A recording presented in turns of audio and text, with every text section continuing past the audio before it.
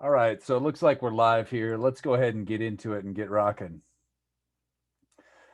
All right, so tonight we're going to try and finish up conductors with Gauss's law, talk a little bit about plates. Well, let me get up there. So conductors, Gauss's law with plates, and then we're going to move on to, yeah, the live stream started working, and then we'll get the Chapter 24, electric potential. So I'm going to try and try and keep this rocking. All right. So I definitely want to get into chapter 24 so we don't get behind. Last time, I think we kind of started talking about problem 23.10. So hopefully your books have started coming in. If not, they'll be here soon because we're moving on to chapter 24. All right. We'll get everybody in here.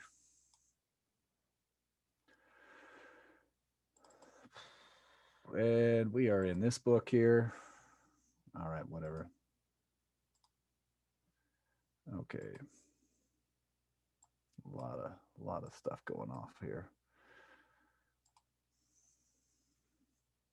Oh, whoops, we're not there. We are back here somewhere. What page are we on? About 48, which should be 50 here. All right, so, oh, that was not quite right. Somewhere right around in here. I don't know, where are we?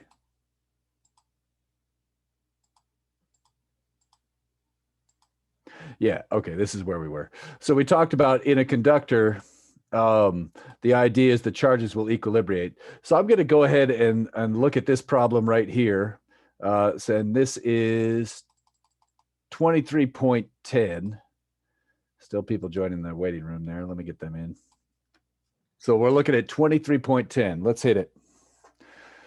So, and I want to focus on the Gauss's law part here, or sorry, the charge distributions and how these charges end up being all over the place. So we're looking at 2310. Oh my gosh, Zoom. It's always something. All right, let's get this rolling. Here we go. So imagine we've got two conducting shells. We are looking at 23.10. And it is, are these sphericals? Sphericals. So we got spheres. They're conducting. Inner has plus Q. Outer has plus 2Q, I believe. Yes. And so there's some different radii here.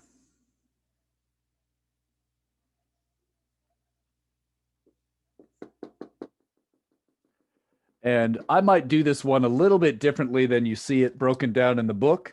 So I'm going to talk about this problem in the order that comes to my mind right now. And then you could also reread the solutions later. So I think if I explain this way right now, it will be fine.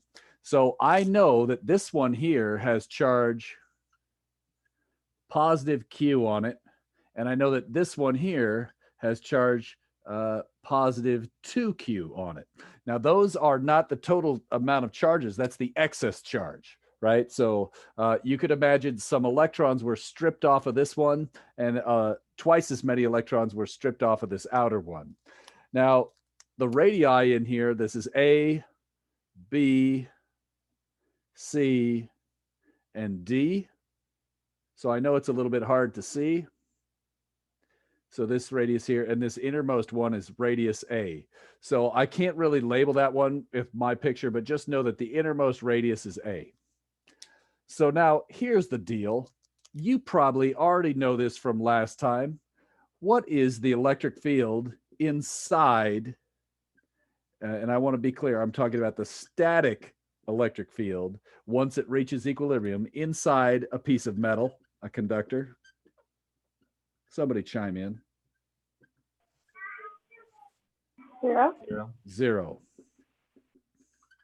So do you agree there's no electric field here and there's no electric field here inside the pieces of metal? Oh, good. And I see some chat too. That's probably that. Good. Thank you. All right, good. And so there's no electric field here and here. So wait a minute. What is the charge enclosed? Think. If you know the electric field is 0 and we know Gauss's law says E A equals Q enclosed over epsilon naught, this is a constant. This is non-zero. It's always some finite area. If the electric field is 0, what does that tell you about the charge enclosed? Also 0. Also 0. Sorry, I'm just trying to get people coming in. All right. So think about it. I know that the charge enclosed by this red surface must be 0. And I'm going to zoom in just in case there's low fidelity here. Right here, this red surface that's inside the conductor, the electric field is 0 there because that's true. In static equilibrium, remember, the charges will move around until this is true, and then they will sit still. That's the static electric field I'm talking about after they've moved around and equilibrated. So what's the charge on this innermost surface? On the innermost? On the innermost. 0. 0, because there's no charge enclosed because there's no electric field. This gets a little spicier. Look at this new dotted red line. How much charge is enclosed by that red line? Q. It's also 0 because there's no electric field. By Gauss's law, this is a cool thing. It tells us, well, shit, I know there's positive charge right here. But I know if I'm inside of here, Q enclosed must be 0. So what kind of charge is on the inner surface of this conductor? Minus Q. Minus Q. Otherwise, you don't get 0. And that's crazy. Now think about this. I know that this surface has negative Q on it, but I know there's a total of 3Q on this whole charge. So I started with an excess of 2 units of charge. I bring another unit of negative charge here. What's left for the outside? I know that the inner surface and the outer surface must add up to the total. On the inner surface, I have negative Q. What do I have to have on the outer surface such that I add up to the correct total charge? 1Q. No. 3Q. 3. Because this is negative Q. And I think that was Nick. Remember, this is a negative Q. So negative Q plus positive 3Q will add up to only positive 2. So the idea is if you didn't have this inner surface here, we'd have 2Q on the outside. Because you have a positive charge here, it polarizes the inner surface, draws even more electrons towards the center, and leaves us with positive 3Q on the outside. Nick, does that make any sense or no? Yep. And so this was what I was trying to say at the very end of lecture, and then my kids came in and I got distracted, so I apologize for that. And so this is how you use Gauss's law for conductors. It helps us figure out how much charge is on each surface. Now think, I could actually get the surface charge density here. So I'm going to go to my table really quick, just so you have it.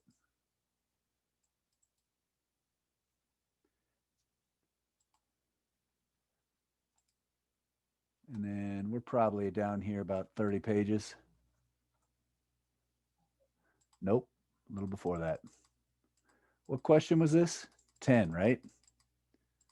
Sorry. Yeah. I think it was this problem right here. And so here's that part I was just trying to explain. On the outer surface, the total charge on the outer shell is equal to the amount on the inner surface plus the amount on the outer surface. The total amount on the shell was 2Q. The amount on the inner surface from polarization was negative Q. That's how I came up with this 3Q. And that's how I get this picture right here, which is what I was trying to draw up on the board. Now, the last piece of this are these surface charge densities. So here's how you use this piece of information. I know, let me just do this on this right here because I think it's pretty clear. Now think, this problem said these are spheres, didn't it? I think these are spheres. And so in this case, whoops, this radius right here was A. This radius right here is B. Let's start there. Now, do you agree if there's no charge density? I think that's pretty straightforward. The next part is a little trickier. So I know there is charge plus Q on surface B. That's right here, surface B. Well, I take the total charge on that surface and divide by the area. Well, the area is 4 pi radius squared. And in this particular radius happens to be B. So that's how I get this value. Obviously, if you had a cylinder, it would be different. The area of a cylinder would be 2 pi B L for the cylinder. If this was a cylinder shape, that would be the area. But because we have a sphere, this is the area. And so that part is usually not too bad. Sometimes that'll come up on a test where I literally ask you, figure out the surface charge density. The hard part in figuring out the surface charge density is figuring out where these charges go. And so that's the trick with conductors. I'm going to pause right there and see if there's any questions. Any questions on that part?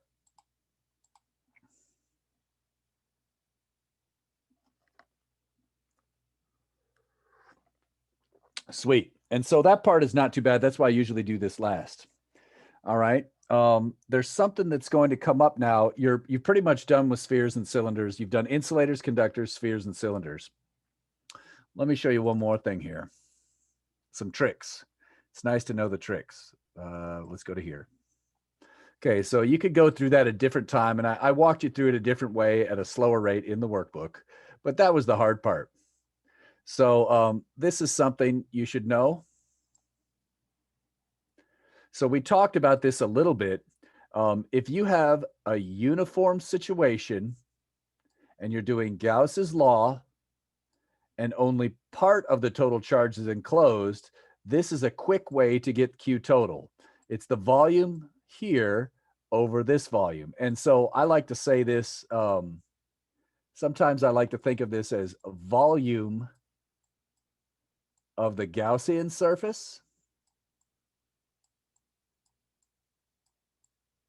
And then the other one I would call volume total, where that's the volume of the shape. And so you could see how I did that in the example right here below. And I will show you that in just a second. But I just want you to think about this. Now, what is this Q interior? That's a little funky.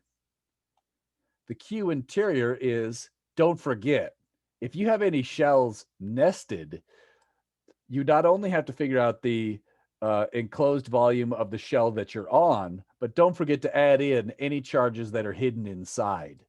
So if you have a multiple shell problem, and I'll give you an example of that in just a second, you want to make sure that you add up any charges on the inside plus the fraction of the cell. Whoops. This part is the fraction of the shell that you are on. Now that was a lot of words. Let me see if that made any sense. I don't know if, well, let's look at the example. How about that? All right, so here's an example of how I did that right here. So notice, instead of doing all of this work from here all the way down to here, you could do the shortcut, right? Oh, and it's still more. Oh my gosh. The shortcut allows you to skip all of these steps and go to right here. This is really useful for uniform, right? You don't have to do any of that calculus. The top right here is the area, oh, sorry, the volume of the Gaussian that is enclosed. And then the bottom is the total volume. And so that's the trick I'm trying to tell you. It's not that you need it, but boy, it sure helps to skip 1, 2, 3, 4, what was that, 5, 6 lines of calculus, especially in a quiz situation where you want to be fast. All right. All right, that's cool. Let me leave that at that. And maybe I'll, oh, jeez, sorry.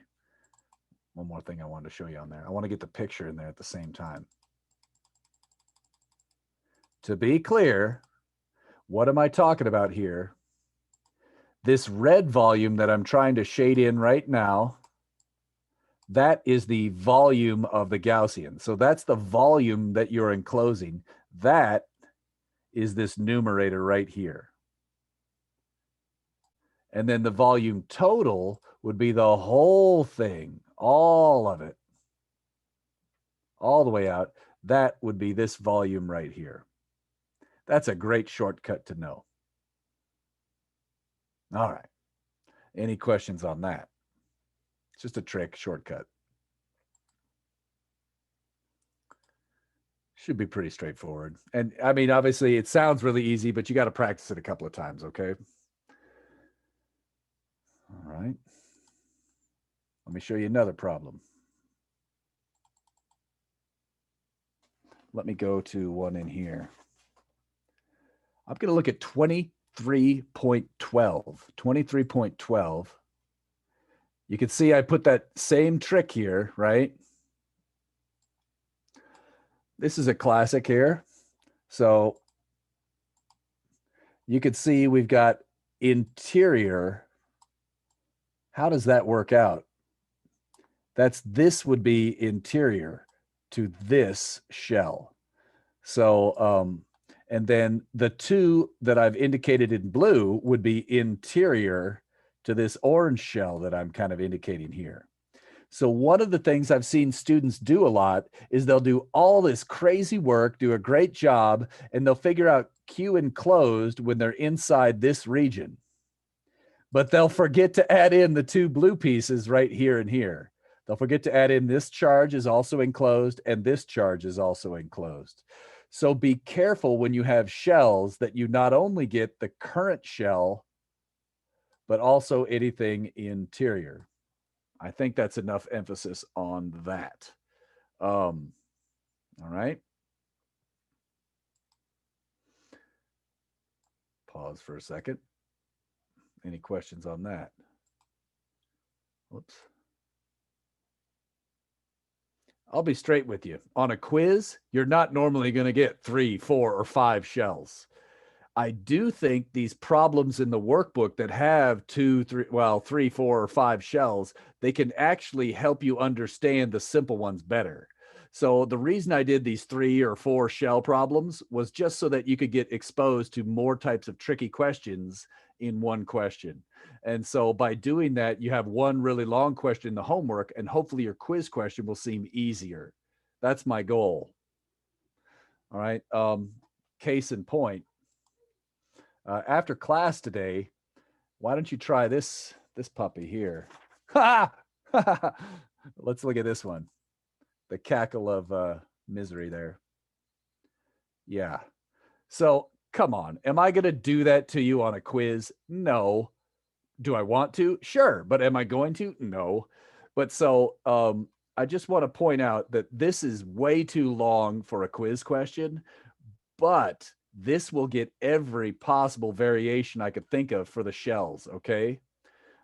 So there's a great practice problem for doing what we just did. And I think that one practice problem should totally lock in the concept if 23.10 did not do that. More common would be a problem like, oh, geez. Okay. This is an important problem for beam physics. Let's face it, I'm not doing that to you on a quiz.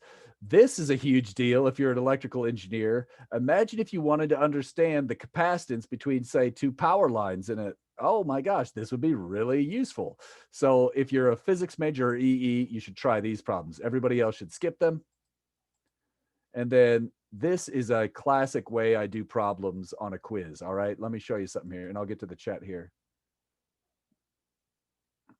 Yeah. Let me see. This one has an insulating cylindrical shell, non-uniform charge distribution, and now it's surrounded by a concentric conducting. And this is a classic trick I will do to you, where one of the surfaces would be a conductor and one of them would be an insulator, and there's two shells. And so you kind of have to do a little bit of conductor physics and a little bit of insulator physics. So you have to know both tricks. So this is a good problem to practice. And it also, yeah, so make sure you practice that one. All right. That is more common for a quiz where I'll mix it up and do some insulators and conductors. All right. Finally, slabs. We haven't talked a lot about slabs yet, and I want to mention a few things about slabs. Woo. Where are we here? I think we're starting right about here. So this is page, whoops, I think it's the next page. I have it on page 54, I think. Oh, so maybe I'm back one more page. Yeah, there we go. There we go, page 54. So I'm going to talk a little bit about slabs. So if you want to follow along, that's where I'm going to be starting in the book here. And I'm just going to kind of do a short version of this, okay? So let's go to the whiteboard.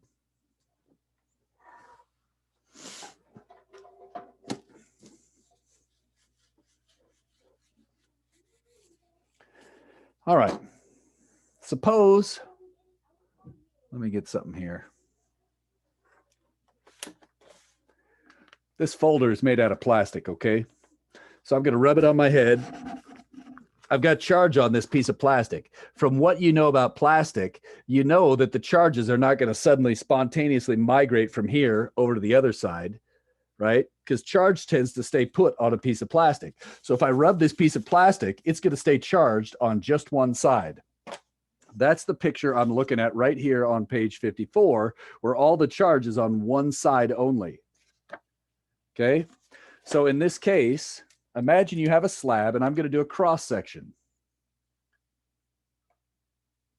And we charged it up, so we put a bunch of positive charge on one side, and we didn't actually put the charge there. We took some negatives away, right? So I rubbed the plastic. I don't remember, whatever this is. Somehow, let's say I get this thing positively charged, all right? And so in this case, I'm going to draw, now, in reality, this thing is a three-dimensional object, okay? So there's positive charges all over the surface of this thing.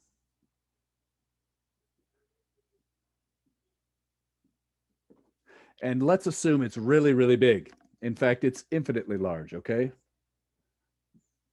And so what I'm going to do is try and make what's called a Gaussian pill box. Oh, I need to do this in red because it's Gaussian, right?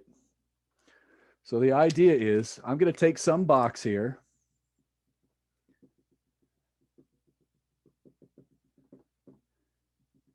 And so this is supposed to be a box that's enclosing some of this charge.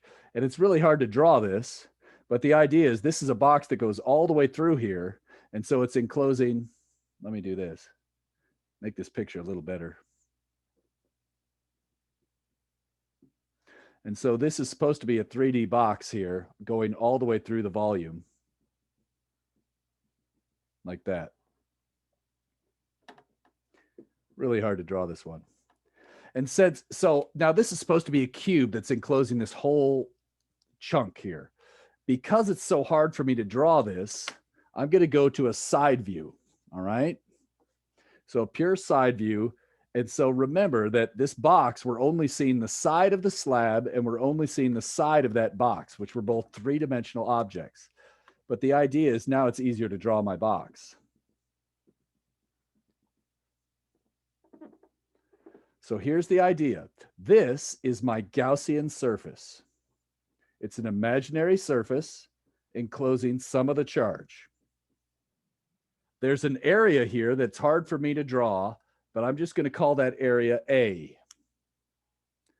Now, there's some charge on this plate, and the total area of the plate, so let's say Q total on the plate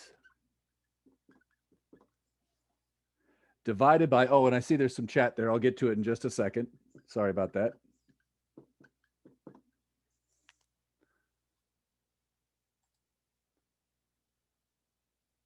Okay. Okay. And then this would be the surface charge on this surface of the plate. Okay. So that would be the density coulombs per meter squared. Right? This is coulombs per meter squared on this plate. I'm going to now do Gauss's law, which is tricky here.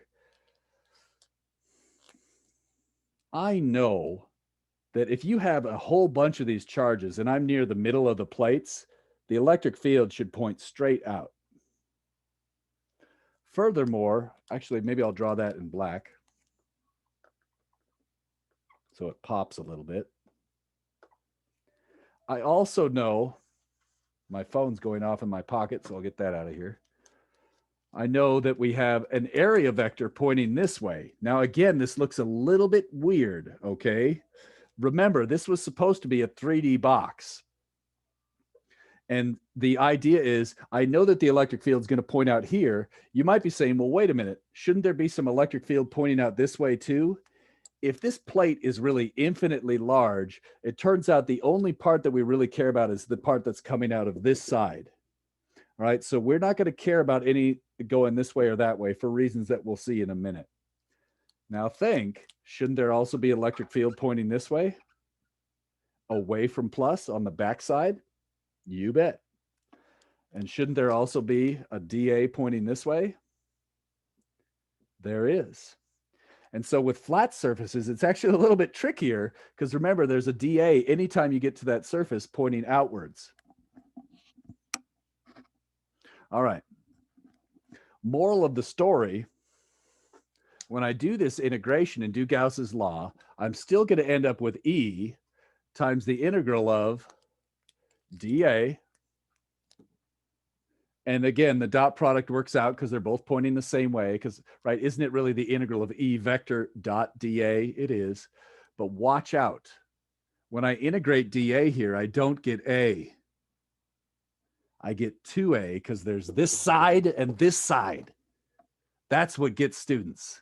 Okay, so this one actually is a very unusual Gauss's law problem wherein the integral of E dot dA is equal to 2EA. All right. And that's going to be Q enclosed over epsilon naught. Now check this out. Charge per unit area. Well, this would be the charge right here on this surface per that area.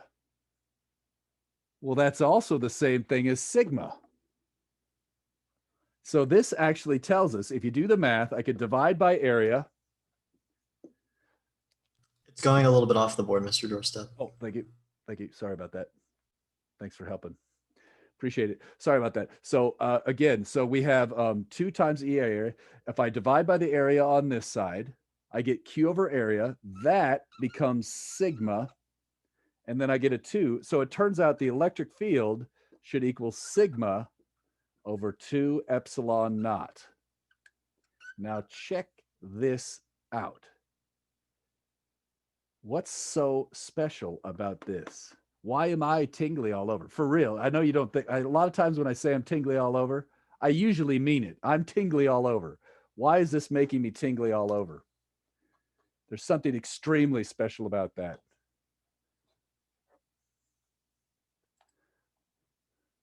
I don't know what that means, Alexis. Was there something you meant by that? I know this is a problem, but yeah.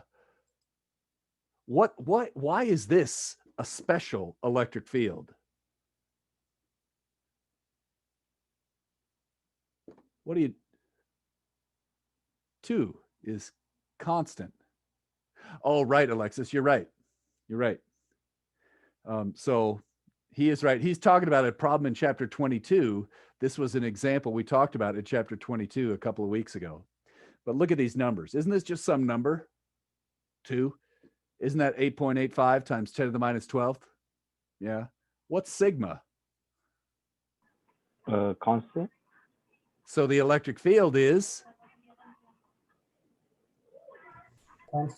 Constant. uniform. Crazy. No matter how far away you get, the electric field stays the same. Now, is that true in real life? Absolutely not. When is this true? This is true, sort of like what Alexis is alluding to, whenever Z is much, much less than R. I'll say it this way. Whenever you're close to this plate, so going back to our example, if you rub this piece of plastic with fur, now it's got some charge on it. If you're this far away from it, it's not a constant electric field. But if you're this far away from it, it's approximately constant all over my face. Pretty crazy. And it turns out you could make this very true if you get 2 folders. And so if you take one of these folders and you rub them against each other, let's say the pink one's negative and the green one's positive. If you put these even this close together, almost everything in between them there will have a constant electric field. And that's true even close to the edge. And so in a practical situation, you'll take 2 plates, apply a voltage to them, and that causes the charge to separate, and you'll get a situation that looks like this. You will get one plate with some negative charges on it, another plate with some positive charges on it. You do that by applying a battery and connecting it with a wire. And then once they're charged, you can take the battery out of the loop if you really have to. And what have we done? Inside of here, you've created an electric field away from this one with magnitude sigma over 2 epsilon naught. You created one towards this one with magnitude sigma over 2 epsilon naught. Now, I know they have the same charge density because the minus charges here came from that plate when the battery pushed them over. Let's put that battery back in.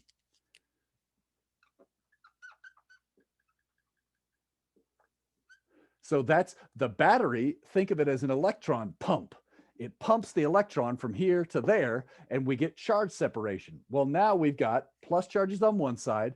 What's the total electric field?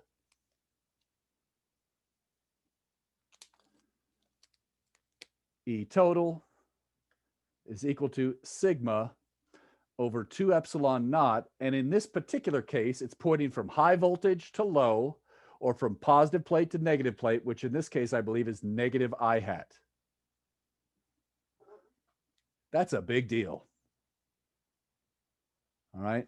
I don't know why that's so glary, but there we go. Kind of whatever.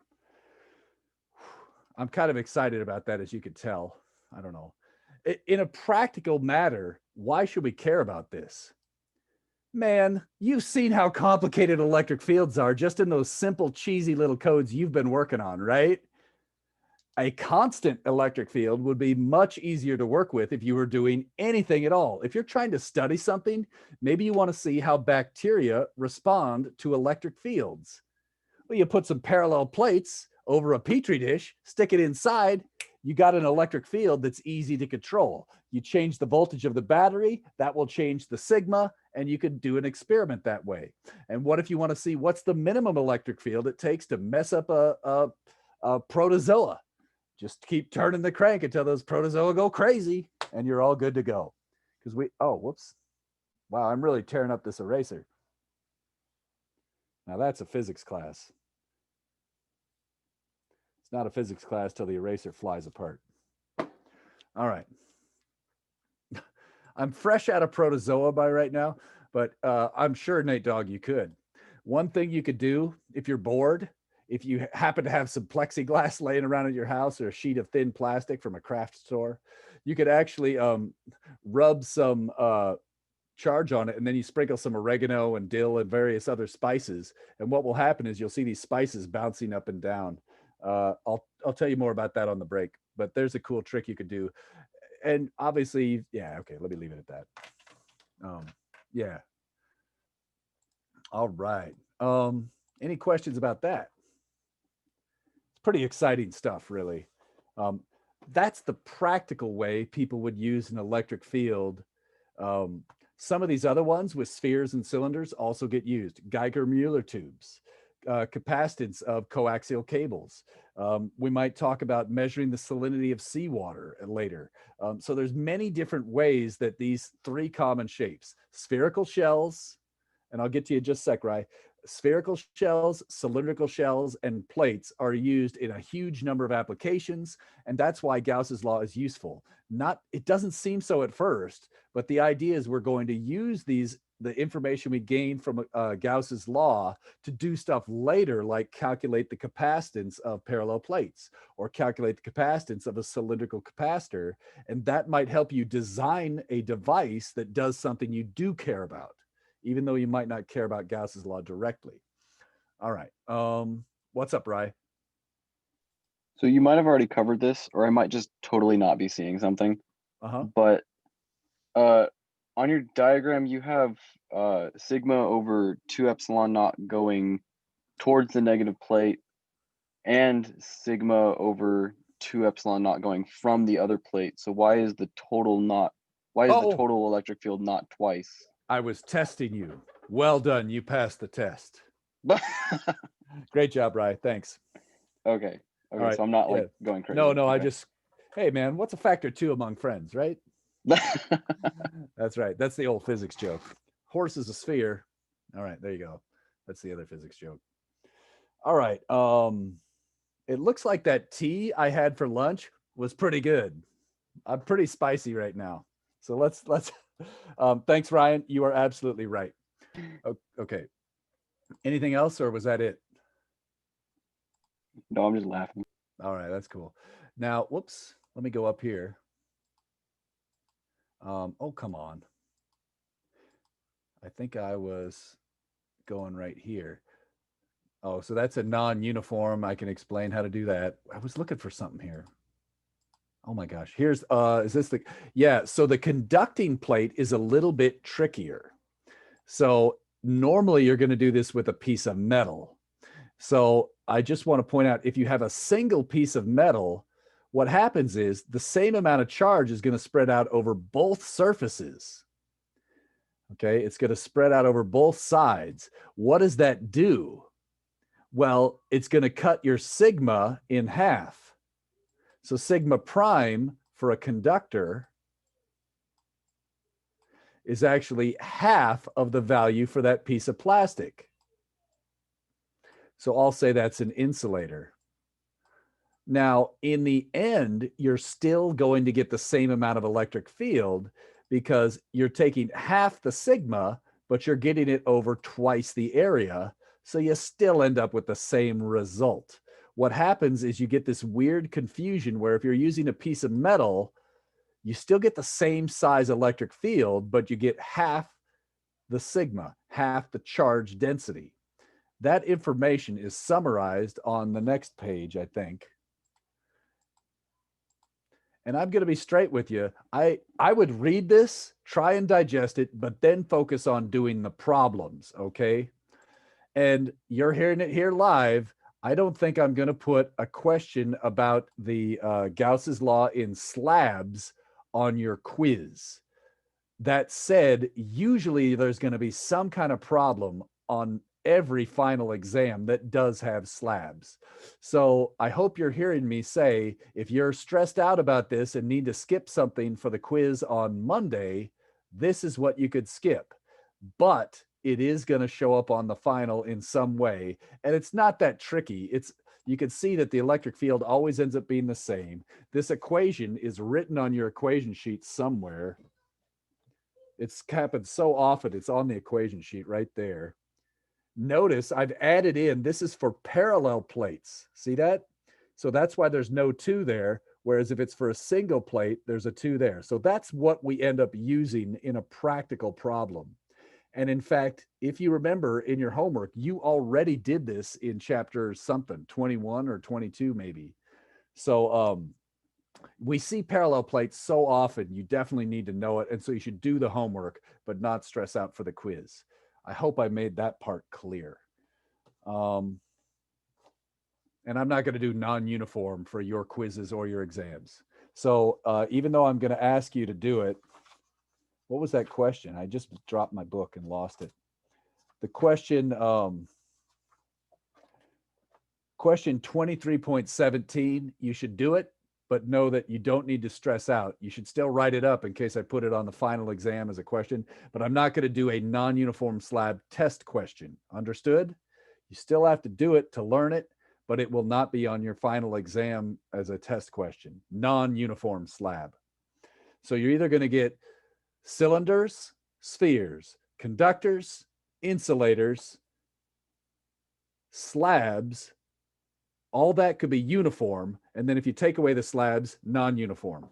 And remember that conductors are always going to have the charges on the surfaces, and that insulators can be uniform, same charge throughout, or non-uniform with some density given.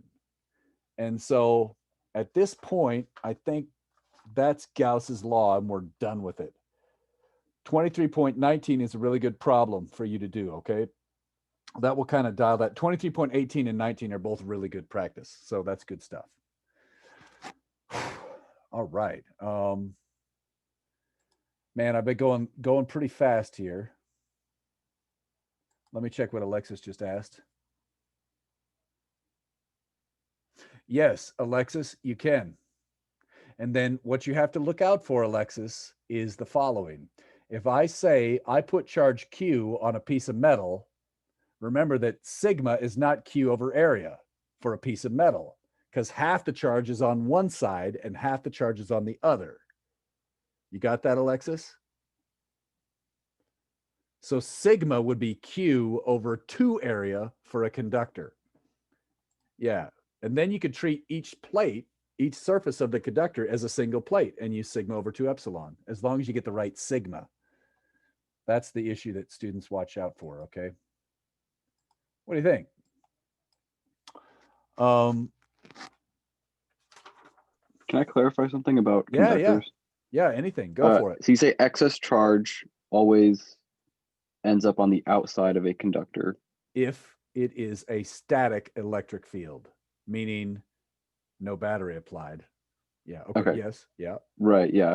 And then, so that's positive or negative, just any excess charge that always goes to the outer part. No. Okay. If there's a single shell, you're right. If there's multiple shells, you could have the inner shell polarize the outer shell and bring some in. Okay. So if there's a single shell, what you said is absolutely correct.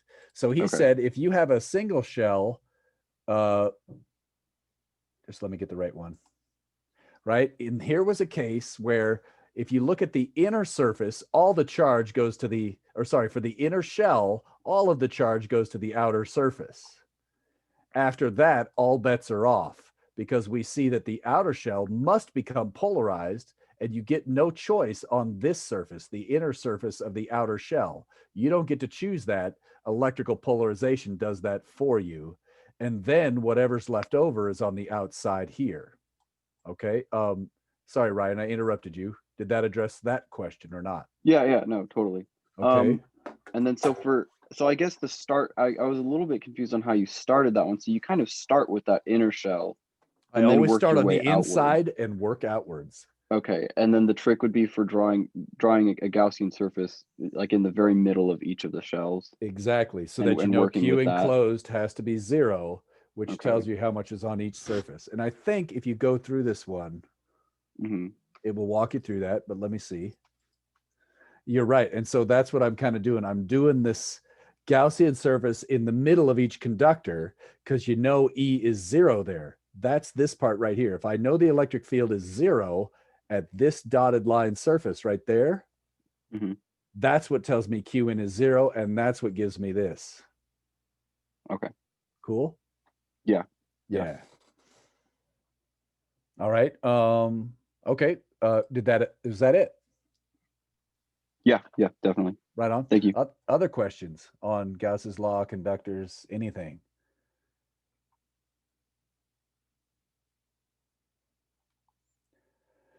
Can a conducting shell have negative charges on both sides? Yes, if it's a plate.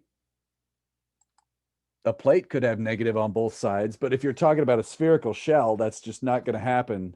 I can't think of a situation where it would happen for spherical or cylindrical. Is that good, Alexis?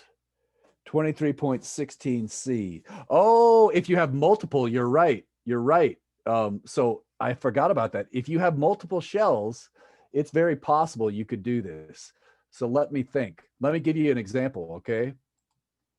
This would be a crazy one. So if you have a single shell, Alexis, so you just got me with the same thing I got Ryan with. Nice job. So with a single shell, you're not going to see that, Alexis. But if you have nested shells, let's think about it. Let me see if I can make this up on the fly. Always dangerous, but yeah. Let's say we have inner. Let's just make this one solid, okay? And let's say it has plus Q on this side. All right. And now let's say I take another surface and put it around here. Is this all on the screen? Yeah, it is. Okay. Let's say I put negative 5Q on this shell. Well, tell me, Alexis, you spoke up, right? So if this has positive Q, where's that positive Q going to reside? On the inner shell.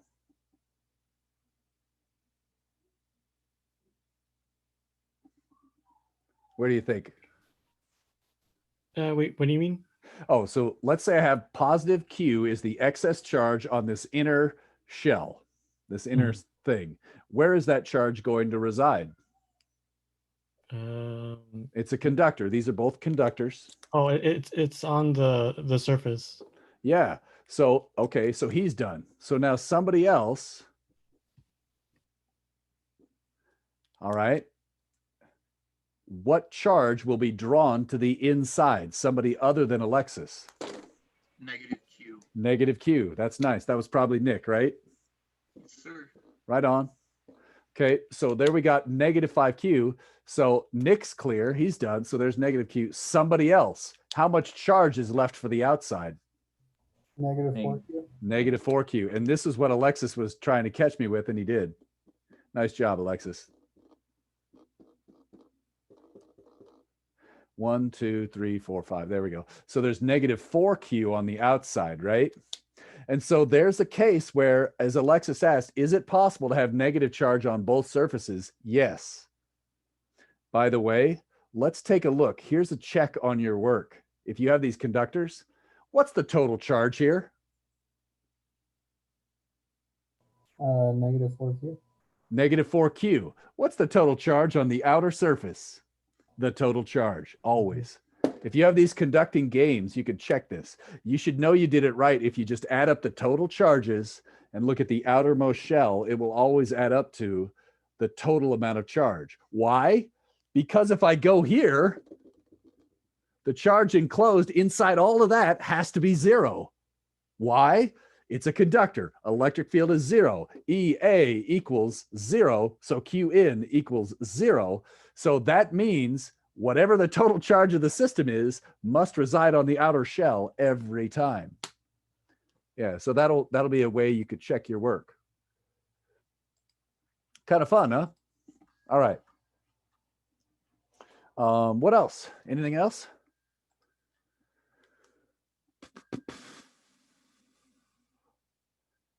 I'm going to do a quick check of the schedule. I know that seems a little crazy, but I want to see where we're at and how much time we have before I freak out.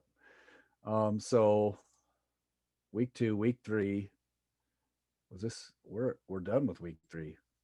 Oh my gosh, we're 25% done with this course. I bet that makes you feel good. All right, so let's see. So when is the lecture quiz?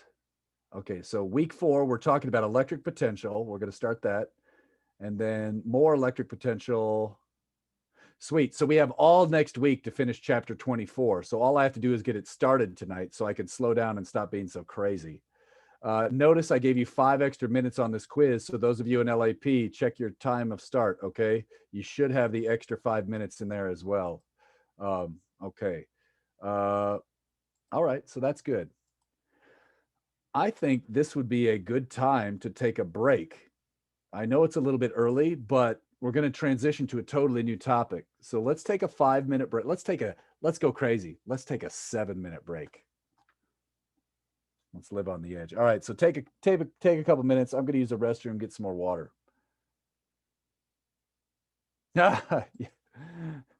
Yeah, well, Ryan, I did figure out how to give the, so they ended up getting double that time because they're legally entitled to that. So, but everybody had plenty of time for that one. All right, so okay, take a quick break and we'll be right back. We'll start up at 5:28. Okay.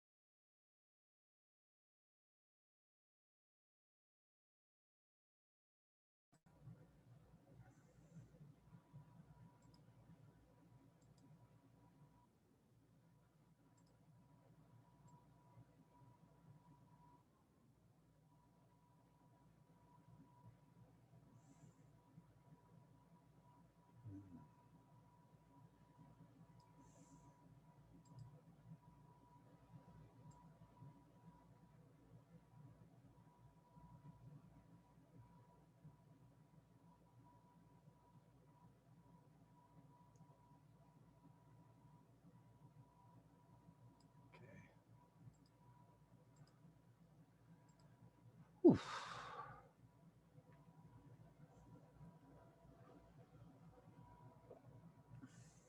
Okay. Any questions before we start back up? I'll give you all another minute here.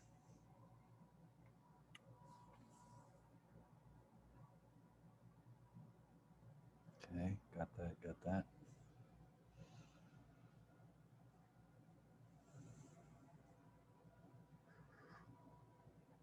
Is that making any sense, Claudia, or no? Some? All right, that's cool. What do you think, Braden? You doing all right down there? Yeah, I'm doing okay. Some of that making some sense? I'm trying my best. Processing? Yeah, I was probably going a little fast. I could tell the caffeine was really hitting. So, all right, that's all right. Hopefully you can hit the playback, watch the live stream again if that was too fast, and see, maybe do some reading and then watch it again, right? Yeah, my Wi-Fi kicked me out a little earlier, so I had to pop back. I got you. Understood. All right. I'll just go ahead and start up at 5:30. It's pretty close here.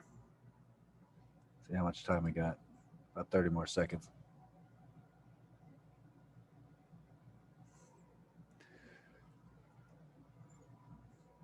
I'm going to be looking at page 63 in the book. It's page 63 in the workbook, okay?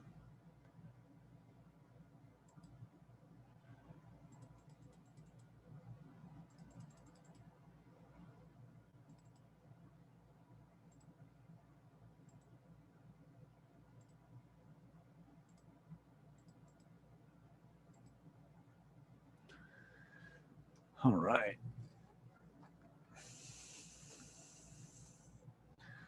Okay, so let's go ahead and get back into it. And apologies if you're still taking your break there. Just trying to get as much as we can done. So let's go ahead and start back up. So I'm looking at page 63 in the workbook. Let me get the page number on there. There we go. So page 63 in the workbook. And now we're going to talk about electric potential. Okay, so we got to be careful. Electric potential. Oh, I need to scoot down just a little bit so I have it all on here. Will this be a new chapter?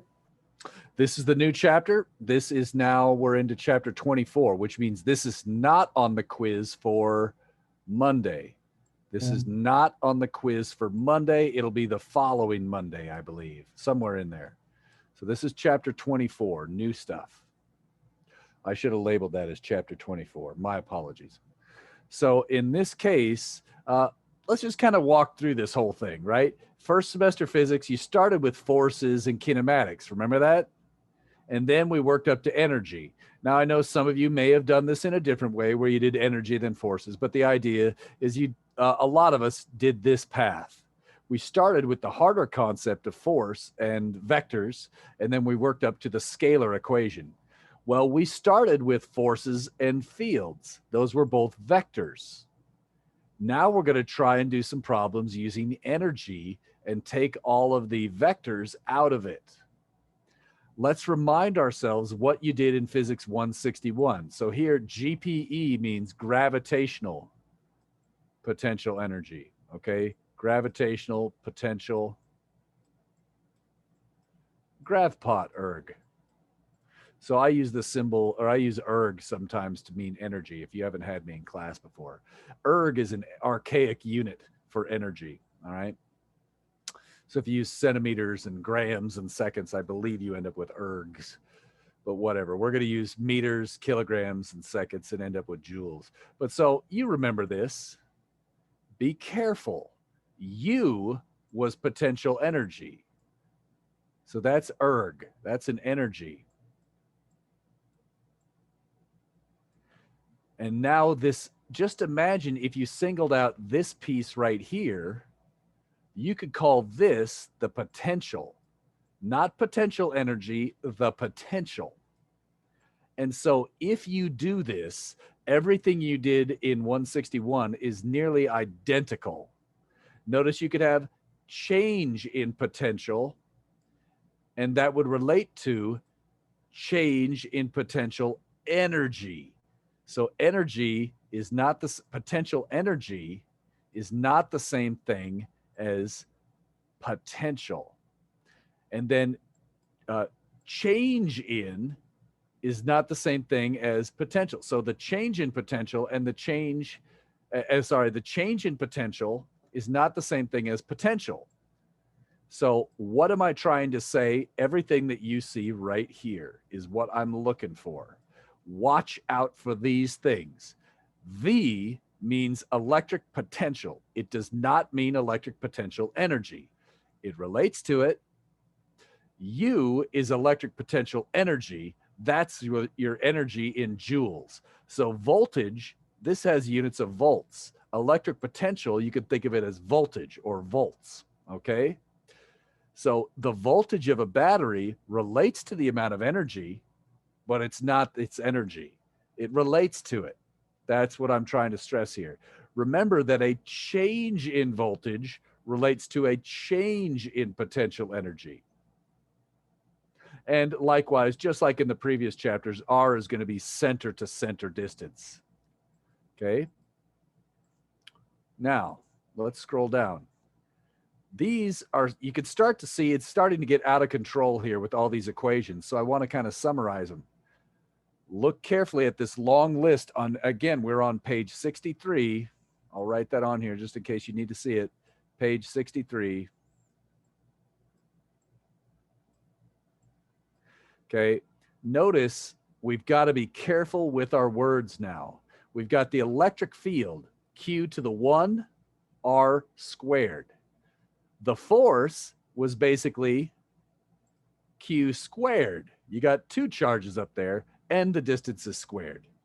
Electric potential has got a single charge, Q to the 1, and R to the 1.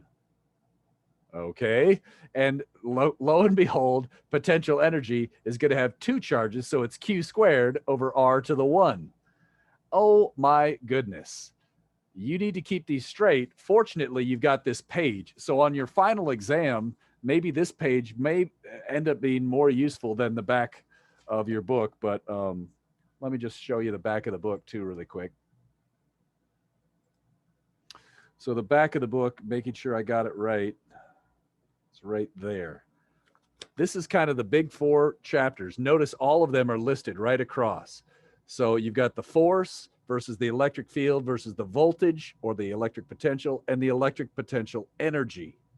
All right. And so you've got that there. Just watch out every time you do a problem, double check. Do you have the right number of Q's and R's so you don't lose points for like not squaring an R or something. Okay. That's what I'm trying to allude to there. So always just, especially you're beginning, right? It doesn't hurt to double check. So when you're working on problems, double check that you grab the right formula. Now, I do want to point out that these pretty much the electric potential and potential energy could be positive or negative. More on that soon. Okay. Whoops, sorry. Let me get my annotator out. This equation is a different way to relate these two. It's nice because this equation right here that I'm starring, this equation right here can also be used with the parallel plates that we just talked about. And there's different ways to see parallel plates. And notice there's two plates, okay? And if you have two plates, that's why there's no 2 here. 2 is for a single plate. So we shouldn't have that 2 there, right? Because when you have 2 plates, you get rid of that 2. So that's cool. This equation tells you another interesting relationship between these ones. So we see there's different ways to write the same equations. Similarly, this one is another way to relate these two, and we're going to deal with all of them. Every single one of these equations pretty much ends up getting used at some point. And so knowing how to use these only comes from doing problems, and that's what we're going to start working on. In theory, this chapter is now done. But I think you'll agree a few practice problems might be useful. That's the idea is everything that you've been doing till now builds up to this concept. And now it's sort of like when we got to chapter 10, rotation. We did everything that we've already done and did it in a new way. Okay, let me pause for a second. Any questions about this while I've got it up on the screen? It's okay if you don't. I'll wait just 1 second here for the chat and see if there's anything. Or let me see. So Sam asked the question. It's called the potential because it has the potential to be changed into. I would say it like this. When I think of it, Sam, I think of this equation right here, or this equation. It's called the potential because it is the potential energy per unit charge. It's joules per coulomb. So V, you could think of it another way. V is equal to U over Q. Or you could say electric potential equals potential energy per unit charge. And so the electric potential relates to the electric potential energy. That's why it has the name potential. Sam, is that good? Yeah, that's good. Yeah. And then Jay, you could think that if you want. I think what you'll find is chapter 24 is a can of whoop ass too. With that kind of evil cackle, you'll see what I mean. It's not that it's hard math, it's that you're basically having to do a lot of the stuff from those first 3 chapters again so it's kind of big. It's not hard, but it's big. And that's why this chapter is hard. And then the magnetism chapters are the same stuff that we did in those first 3 chapters again, but with a cross product thrown in. And so it's easier to learn that because of the way we've been doing it. But I'm not going to tell you those are easy. Linda Metaxas used to say, we have the hardest 4 chapters, then the easiest 3 chapters, then the next hardest 3 chapters, then 2 that are kind of medium. So hard, easy, hard, medium. Let's think of it like that. All right. Good questions. Others.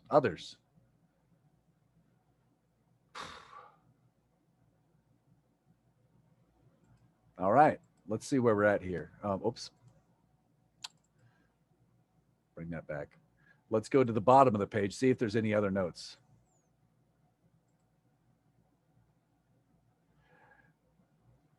You might, okay, so I know this stuff is a little bit crazy, but what you'll see in the next chapters may make you change your mind. I think, I got to tell you, it gets cooler. So we're going to start using the stuff that we've been doing to start doing cool stuff, I hope. Well, at least I think that way. Again, I'm tingly all over just thinking about it, literally, for real. So, all right. So hopefully it will get really cool. You've been doing a lot of hard work. We should get more fun out of this class soon. Okay. Here's a couple of things. All right. Oh, yeah. K is epsilon. Okay. So epsilon naught and K are related. The work done on a charge. Oh, so maybe you know this. Where does this potential energy come from? And we could derive this, but remember that delta U is defined as negative work. Well, work is negative the integral of F dot displacement, or ds, an infinitesimal displacement.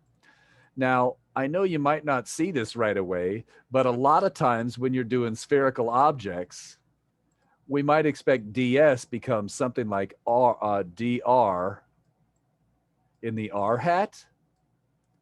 And if you want, you could think about, well, gee, if I plug in k q over r squared and I integrate it with respect to r, I'm going to get one of these r's drops out, and that's why the potential energy has 1 r in the basement. There's a bunch of minus signs, magic happens, and then we get those equations that I just discussed.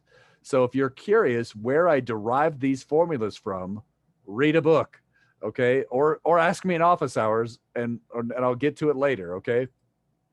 But so this basic definition of work that we have always used is how I figured out this. All right. So that said, maybe we could look at that really quick right now. What the heck? So it looks like that's what I recommend to myself. So let's do it. So imagine I have a plus charge here and a minus charge here. I know that there's a force between them, and let's do it like this. Let's see. How about the force on this one? The force on this one would be attractive. It would be K, Q, and let's assume this has magnitude Q. This also has magnitude Q, but they have opposite signs. So the force would be negative K Q squared over R squared in the, let's just say I hat for right now. All right. Oh, sorry. So this would be the force, right? I'm going to make this simple because then it's all lined up on the x-axis. So instead of doing ds, I could just do dx. That's the only reason I'm doing this. This would be valid in 3D space too. So now let's say I want to get the work done. If this thing moves from point here to point B. So we're going to go from A to B. So that is the integral from A to B. Now you might be wondering, is this going to get the signs right? It will. Okay. So my initial X value is going to be bigger than that one. And so this will end up giving the minus sign like it should. So it's going in the dx direction, but the limits are going the wrong way. That's how I accounted for the left. I went from this to that. It's going to the left. So that is my ds vector. Okay. My force is negative K Q squared over R squared. Oh, in this case, I believe R could equal X, right? So because it's left-right distance here, and I should be careful, that's not right. It's center to center, right? My bad. So we got the center to center distance. That's what allows us to change this to an X right here. All right. So now I think we're all ready to go. Oh, wait, I forgot something. This is not the force. I got to get the vector in there, right? Now it's a force. All right. Well, what's I hat dot I hat? 1. So this is going to be, let's see, we get negative K Q squared. That's all the constants times the integral of dx over x. We took care of the dot product. Everything's good to go. Oh, wait, x squared.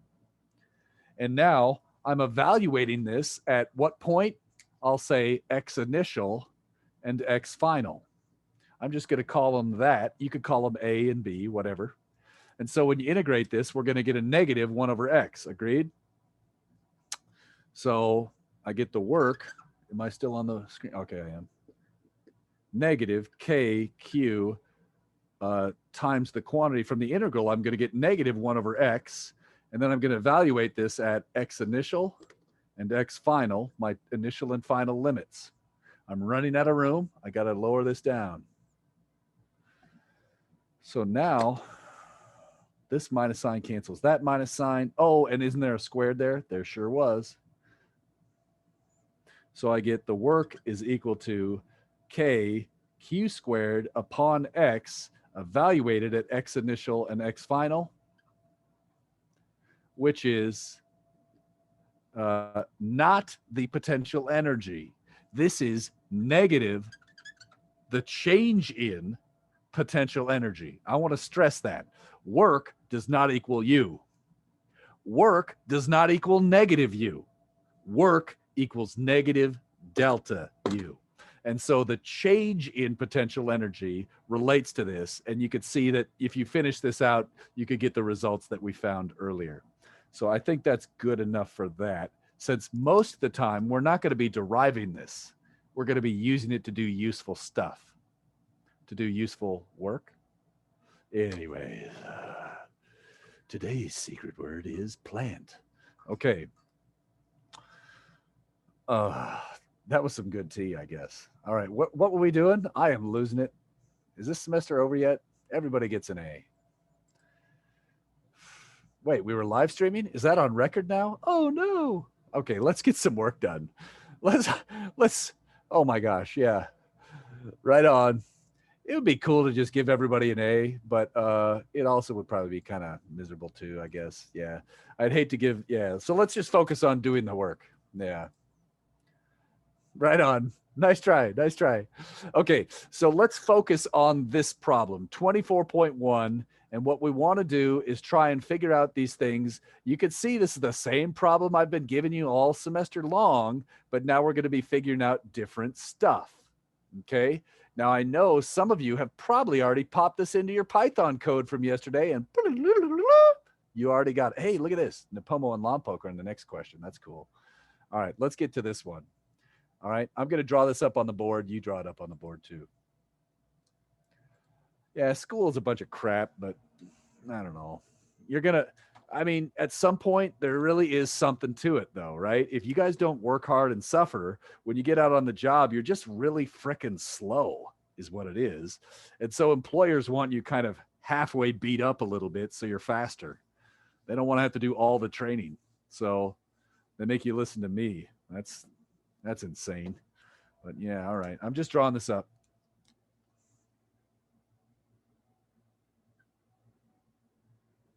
We are working on 24.1. School.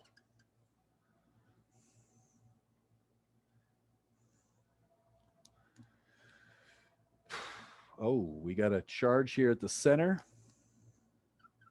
I'm going to look at the solution real quick and see if I did any weird color coding, okay? I can't see it. Freaking Zoom.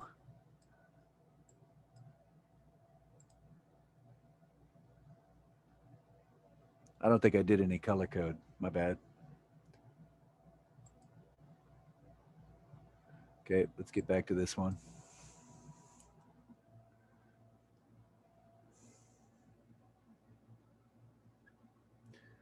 I'm going to call this one Q1. It makes sense to me to call this one 1, 2, and 3. And you could take off at any time if you just want to start working with the workbook. That doesn't offend me.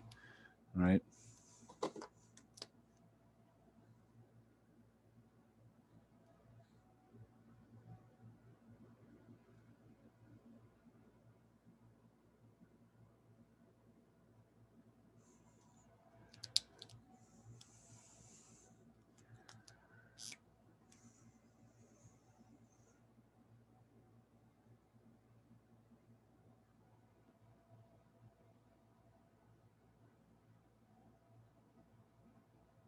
Q.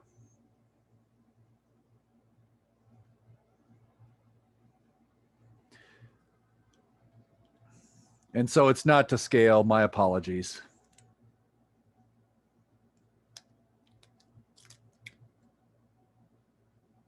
So all the distances are found in some arbitrary increment here.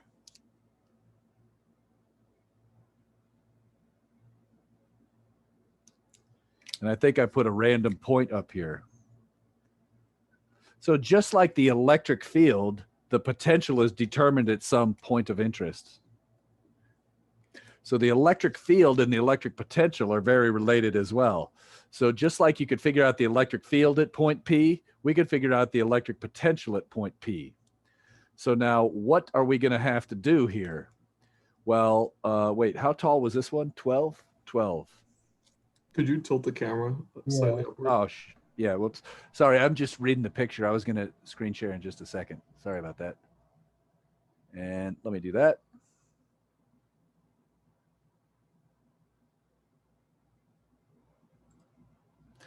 Okay. And that's probably what the chat was too, huh? You guys crack me up. Oh, man. All right. So this is 12D right there. 5D right there. Okay. And so the idea is at P, I'm going to have to do voltage 3 plus voltage 1 plus voltage 2. And you just add them up and they're scalars. Do not think too much. So how do I do this? It's K. Charge 3 was 3Q.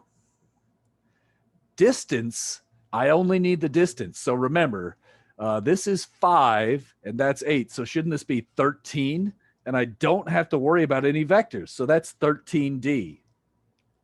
The next one, voltage 1. Oh, man. So what is this? 8 and 12. So this would be the square root of 8 squared plus 12 squared. And then obviously with a D, I got to do my math on this. So 64 plus, oh, gross. Haha. Okay. Oh, man, scientific. It's karmic payback. Try and do a bad joke like that. Okay, so 64 plus 144 square root. I got, oh, come on. Now math print, it really hates me today. All right.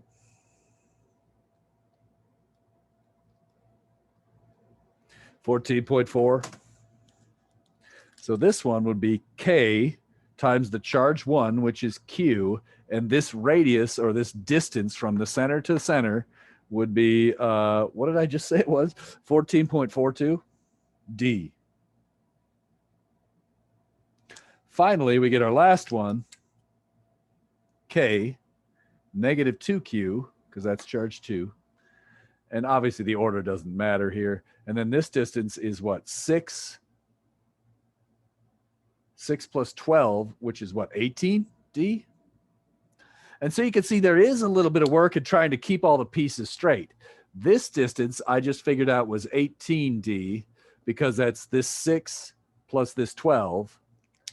This distance right here was the 5 plus the 8, which is the 13. So it's not something you could just goof off on. You got to pay attention. But it's a lot easier. And then at this point, everything's got a K, a Q, and a D. You'd be crazy not to factor that out. K, Q over D equals a bunch of crap. And you add it up and punch it in. That's how you would get the electric potential. And let's see if I got the number on there.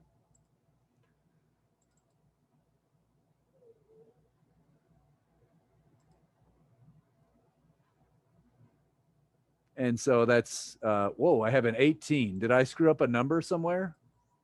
Oh, no, I did. That's right. And so notice this is what these always end up looking like.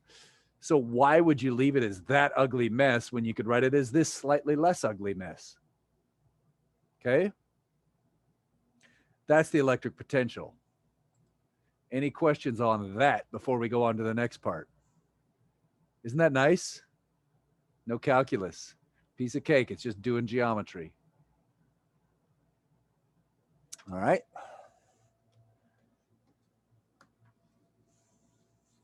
Potential energy, there's a tricky thing you got to watch out for.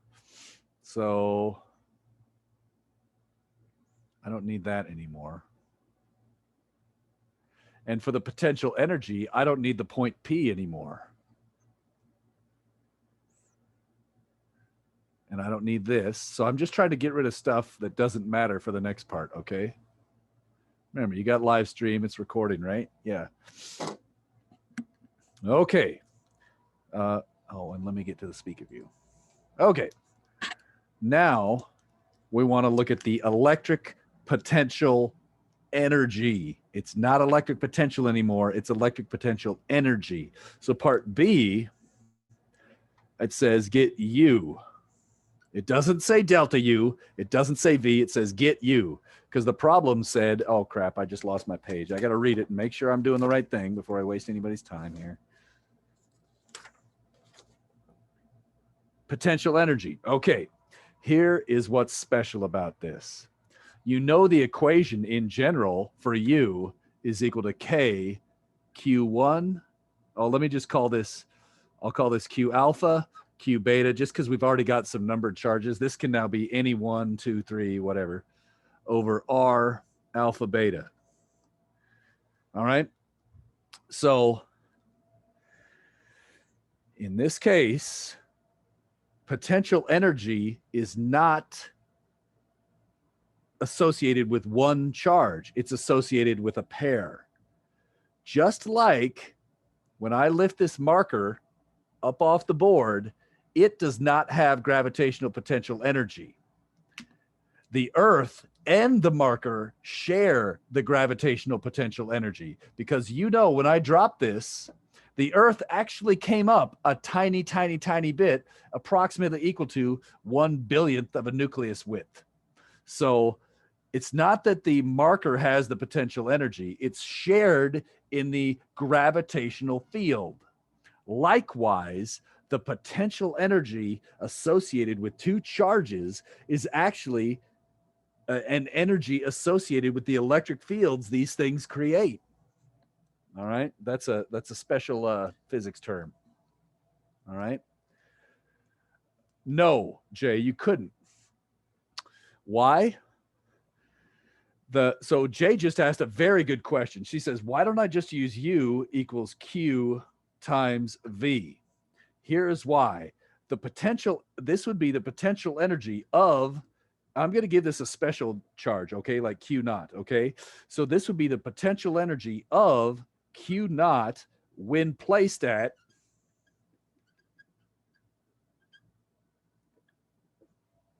P. And this would be the voltage at P. We are not putting a charge right there. If you wanted to know the potential energy associated with an assembly of charges, and you already know the voltage and you add one more, that gives you the potential energy associated with that charge and the others at that point. It's a subtle distinction. Is that good, Jay? It's tricky, very tricky. Subtle. So what you want to do is this. I said, get the potential energy associated with these point charges. What we're going to do is we're going to take each possible pair. Now, it's bookkeeping. It's easy, but you need to pay attention right now. U total this is a trick so that you do less work for these problems. I say I start with number 1. What's one other charge I could pair it with? Somebody unmute and tell me. 2. 1. What's that? Charge 2. Charge 2. Somebody else. Are there any other pairs I could put 1 with? 1 and 3. Yep. 1 with 3. Have I finished all possible pairs of 1 and 3? No. Is there any other charges I could put 1 with? That's it, right? Now I move on to 2. What's one possible charge I could pair with 2? 3. 3. What's another one? Could I pair 2 with 1? Yes, but did I already do that? Yes. So I don't do that one. Got it?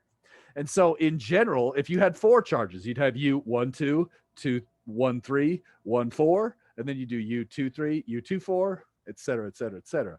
So if you start with 1 and figure out every possible pair for 1, then you go to the next charge, figure out every possible pair that hasn't already been done, you could do this. In general, if you're a combinatorics person, you could just say something choose 2. So in this case, we're doing 3 choose 2. That's 3, right? If you did 4 choose 2, how many possible pairs should you get? 6. Anyways, whatever. All right. If you care about that, talk to me later. That's not important. Just remember this trick. Start with 1, do every possible pair of 1, then do the 2s, every possible pair. If you do this every single time, this will not be anything that affects you. Well, let's do it. U1, 2, it's going to be equal to K. Q1 is Q. Q2 is negative 2Q, right? And now, what's the distance between them? 10. 10. It's not 10, it's 10. D. 10D. 10D. And so that D we need in there for units, basically. So, yep. Okay. And so notice this is a negative term. Let's go to the next one. U13 is going to be 3 was a 3Q. What's the distance? 13D. 13D. And then the last one Ugh. Do you agree we need to figure out this distance right here, this green line?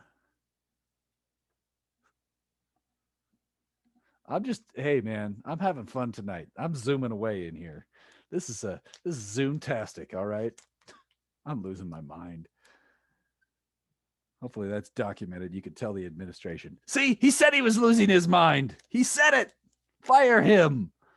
All right, that's fine. Should be 22.2, but you can check me on that. I'll just I'll put X for large X. How I about got the that? same thing. All right. What'd you guys get? You said negative something? Wait, no, not negative. I'm losing it. What'd you say? 22 point something? 22.2 D. Ooh, Yeah. I love that. You know, I like that triple. All right, so that's cool. And then do you agree from here? Look at every term. There's a K, there's a Q, there's a Q, there's a D. So there'd be a K, Q squared over D, and you get some crap and you punch it into your calculator. Let's see what it looks like, okay? Oh, there's some chat there. It was some good tea, man. McDonald's tea, the finest. All right. I didn't even drink the whole thing because last time I had a diet soda and I couldn't sleep till like 2:30 in the morning. Very sensitive to caffeine. All right. So there's a bunch of numbers. Oh, cool. It turns out negative. That's kind of fun. Yeah, that's right, man. Only the finest. We'll see if I get sick. I noticed the center of my burger was a little undercooked. So if I start puking, it's not the calculations. All right. So in this case, there's a bunch of math. Now, some of you may have noticed this before. I don't remember. I think it was Sean Allen. I don't know if he's in here tonight. He might be live streaming. But Sean, are you here? Can't remember if you're here or not, but it doesn't matter if you are. I don't care. I think you and I were talking about this sometime, but I don't know if that was. But here's the thing. Negative energy. Is that a problem? No. Think about energy as money in your bank account. Negative energy, right? You can have negative dollars in your bank account. You can owe the bank money, right? And this is unfortunately very common right now because of COVID, right? So I'm always, I think about you guys all the time. I know I seem like a dick, and I am, but I am actually thinking about you and how horrible you guys must be having to deal with all this stuff. So I appreciate all the work you put in. I'm still going to keep being mean. But I do think about you, even though I act mean. All right. I do. I feel like that's the way I can get the most out of you. So I don't know. That's the way I am. So, but yeah, I do appreciate all the work you're putting in during all this COVID. And I think about it every day. So kudos to you. All right. That said, negative energy. What's the point here? If you have negative dollars in your bank account, it's like the bank owns you. They have got you. They've trapped you in their orbit. Maybe. So when I think of negative energy, I think of particles that are trapped in an orbit. If your total energy is negative, that means you don't have enough kinetic energy to overpower the potential energy and escape from the planet. Or in the case of electronics, you have a negative energy. That means you don't have enough kinetic energy for the electron to escape the protons in the nucleus. So negative total energy means you're trapped in an orbit. That's a huge deal. So Alexis asked a question. When we say that we get negative U, the charges don't, yeah, exactly. Trapped in debt, trapped in orbit. And so hopefully community college does something about that, right? It's cheap at least. So can we say when we get, not necessarily, Alexis. So let me give you an example. So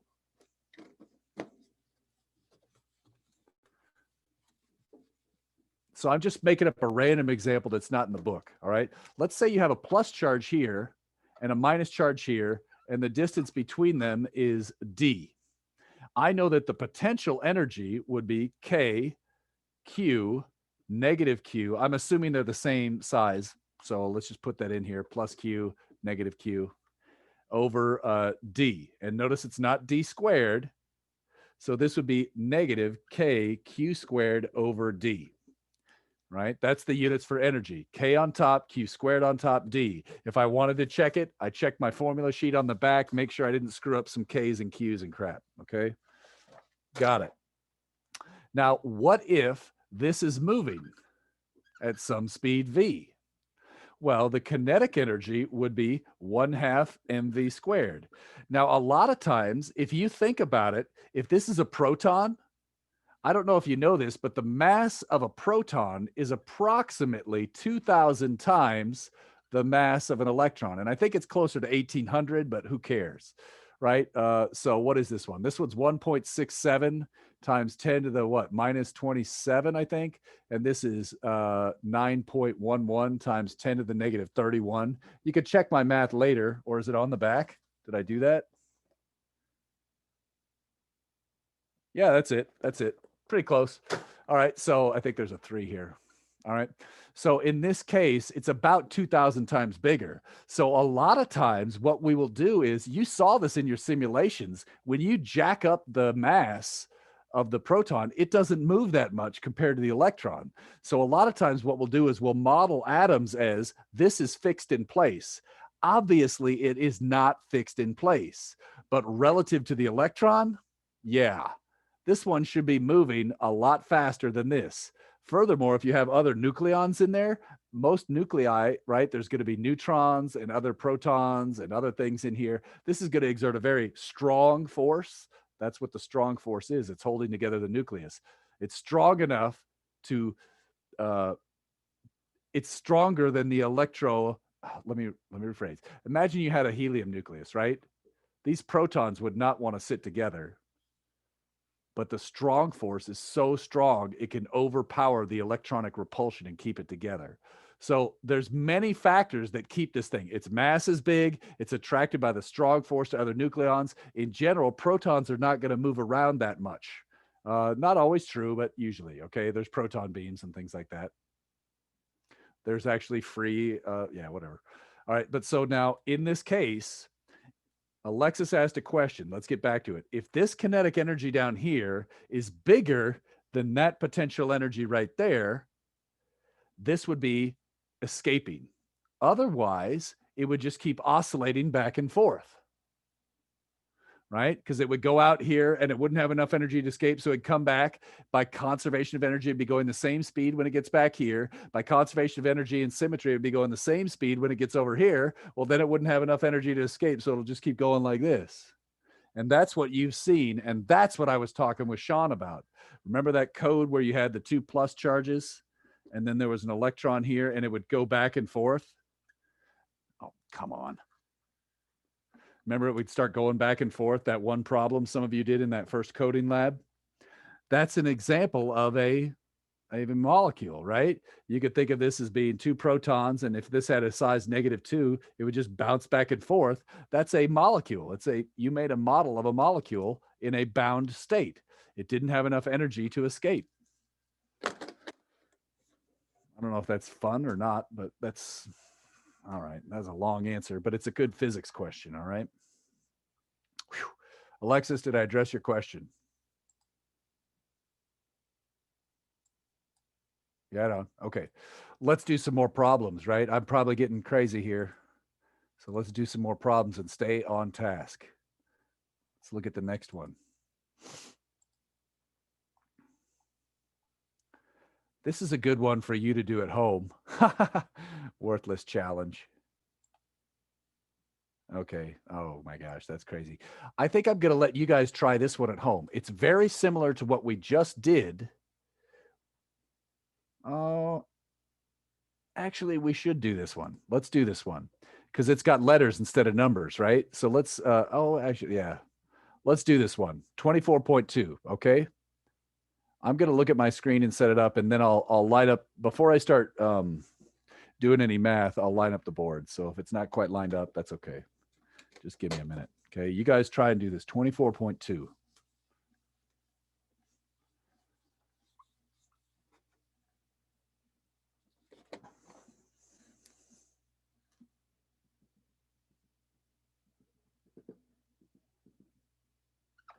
Again, I'll line up the board after I get it drawn.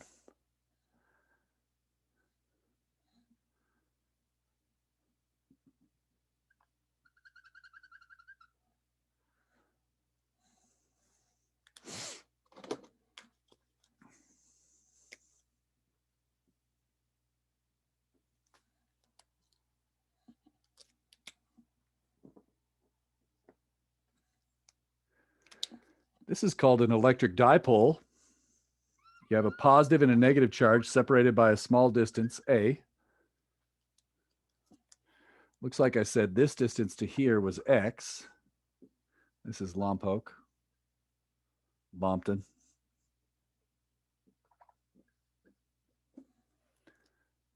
Up here we got Napomo.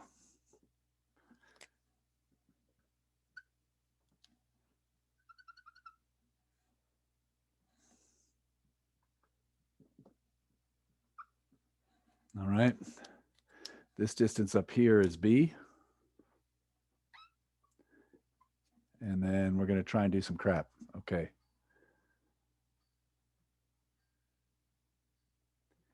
I'm going to try and do part B. Now let's just do them all. Okay. All right.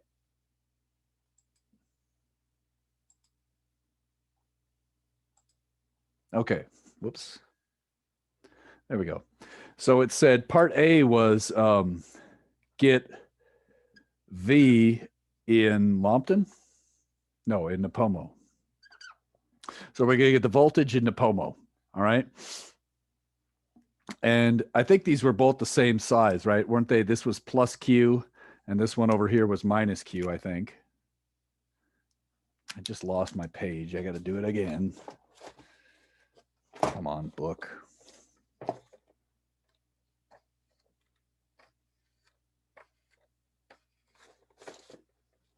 Yep. Electric potential, not potential energy. Okay. Got it. In Napomo. All right. So in this case, do you agree that's going to be V total equals V plus V minus? So I'm going to color code it this time. So I'll call this one the voltage from the positive charge. And I'll call this one the voltage from the negative charge. Somebody tell me what that is right now. Oh. All right. Let me rephrase. Why is it 0? And why do you not need to do any calculations? It's the same distance away. I don't know what the distance is, but I do know it's exactly the same. And this one's going to be a plus charge and this one's going to be a minus charge. So take a look. This one would be K positive Q over some distance. I'll call it R from the positive. This one would be K negative Q. And I saw somebody did get that in the chat, so that's cool. R from the negative. But in this case, these are not vectors anymore. So because it's just a distance, positive, positive, positive, positive, these two are flipped signs, it's 0. So that's the first one. That's why that first part is easy. So potential can be 0. Now think, is the electric field equal to 0 at point Napomo? Is the electric field 0? No. No. But is one component equal to 0 in Napomo? Yes. Yeah, which one? I'd have to think. The X component or I hat. Hush. I think it's the J hat component. J hat, and it should point directly left. Do you agree? Was that Trey? Do you yes, agree? yes. So, yep. And so notice I would have screwed it up too. And so the only way I could figure it out, this is the electric field. This is not the voltage. So we see that there's some tricky cases where just like when you throw a marker up in the air, acceleration is 0 at, velocity is 0 at max height in the vertical direction, but the acceleration is not 0. Here's a case where we see the electric field is non-zero up here, but the electric potential is. Same kind of thing. Man, I got a lot of markers going here.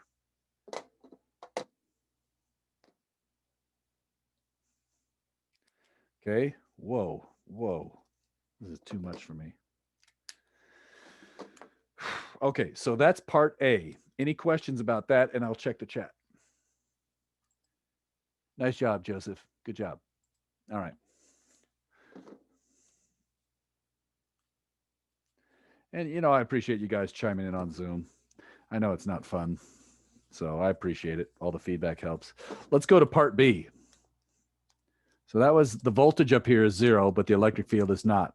This is a lot like the code you did yesterday. Remember where you have two charges? You had a plus charge and a minus charge or something. And we saw that there was a white line in between the two charges where the voltage was 0. Remember you had some red and some blue. There was a white line there. That was 0. That's exactly this problem. There's no voltage on this. That's called the 0-volt equipotential. More on that soon. And then we see that there's electric fields there, even though, and actually there's a really strong electric field here, but there's no voltage. Whatever. Okay. So in lobpoke, V subscript L, I'm going to do the same type of math.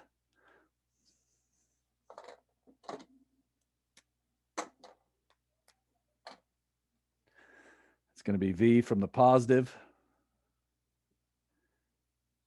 plus V from, and this one's going to get messy. Well, that's going to equal K Q over, now what's the distance here? What's the distance I need? X. It's not X. I need X this. minus A divided by 2. I think you're right. I got to think it through. So this would be the distance for the positive charge. This distance right here is A over 2. So I think, did you just say X minus A over 2? I think that's what you said. Nice job. Outstanding.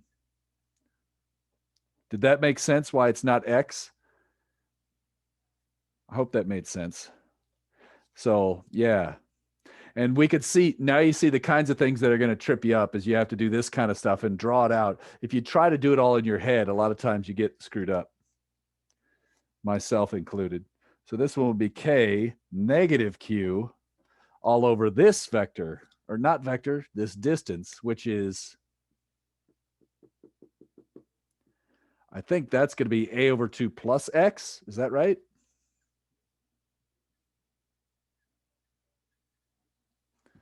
All right. Now, in this case, I guess we could try and clean this up a little bit, right? I could factor out a K and a Q and make it look a little prettier. I'm going to do that. And we don't need that upper part, just this, right? Because we're only dealing with this. We're dealing with Lompoc right now. I get a K and a Q times some crap. This is 1 over X minus a small distance plus, no, it's going to be minus X over X, oh wait, 1 X plus a small distance.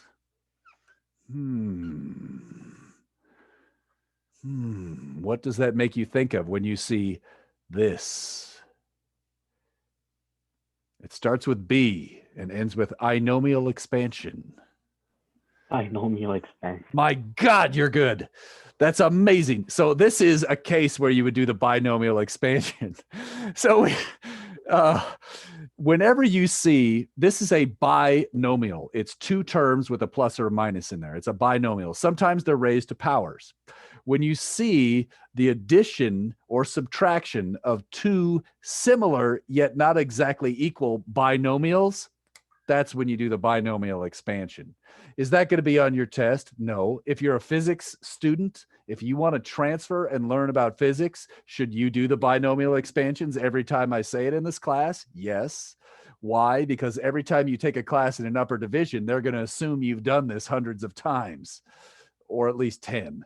All right. So if you are a physics major, you should do the binomial expansions. Do you need to stress out about it on the test? No. Is that something I'm going to ask about during the oral exam portion on the final exam when it's a homework question? No.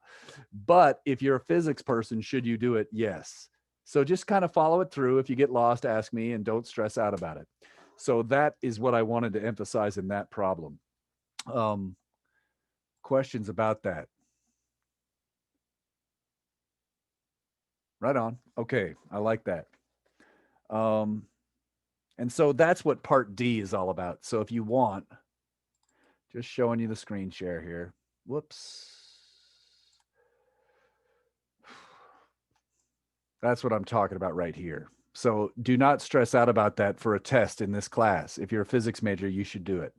Okay. And what does that look like? I can't help it. I love it, obviously. So I'm going to show it to you and you can just be quiet and let me have my fun. Okay. Blah, blah, blah, blah, blah. There's what it looks like. And you could see that if you do all this work here, oh, let's see. Okay. Oh my gosh, that's really complicated. Whatever. Look at how simple this gets if you do the binomial expansion. And so there's a reason you might do this. If you wanted to do the binomial expansion, I did the work for you. Now, wait a minute. Shouldn't we check the units? Does this have wrong units? We're talking about voltage. And I see there's a chat. I'll get to that in just a second. I know that voltage should be K, Q over R. But this one has meters squared on bottom. Oh, there's another meter right there. Okay. Now I'll check the chat. Probably Wolfram Alpha will do it for you. So I'm sure it does it, Alexis. That's a good point. These days, it probably has a calculator do it for you. And it's got to be Wolfram Alpha. Now, what major is going to use this the most? Any guesses? Chemistry. This is for the chemists out there. Chemists use dipoles all the frickin' time. Dipole-dipole interaction forces. So if you are a chemist and you want to learn about dipole-dipole interactions, this is for you. All right. So anybody that does biology that is stuck taking this class, why? Because you're going to have to do a lot of chemistry. You can think that, Jay. That's cool. That's cute. That's very cute. Chemists do not rule. They make the best drugs, but yeah, and bombs. So you could do really good. Actually, physicists make the best bombs, right? Nukes. I'm in a spacey place today, I guess. I don't know. Wednesday's the new Friday. We got 10 minutes left. Oh my gosh. All right. Whatever. There's some words, there's some things. We learned some stuff. Great. We should do a potential energy problem. All right. That's right. Yeah, mathematician, totally. Oh my gosh. All right, we better get back to work here. We got 10 minutes. We should do something useful. Let me show you one of my old friends, the parallel plates. We talked about it to start. Let's kind of end with that today. So I'm looking at 24.4, and I'll show you some stuff here. All right, so actually, this is, okay, so clearly this is a good one to set up, but do not finish it, okay? Set it up and see if you understand how to set it up, because we haven't done something with angles in it yet, okay? So practice the setup. You do not have to finish that. Here's another one, and this one is a great one to end on because it's not too hard, but it will tie into some of the stuff we've been doing all day, all right? Okay. That's right. All right, you guys are having some fun out there. All right, good times. So I want to look at 24.4. I see a bunch of crap. Let's do it. So this particular problem is actually pretty easy, but it will tie together a lot of the concepts that matter that we've been doing all semester: force, electric field, parallel plates, point charges, energy, and potential. So I'm going to draw this up and get it going here. Whoops. Oh, my cable. There we go. So we got a plus charge here. And I'll adjust the screen in a minute, okay? I have no idea if I'm actually in the screen.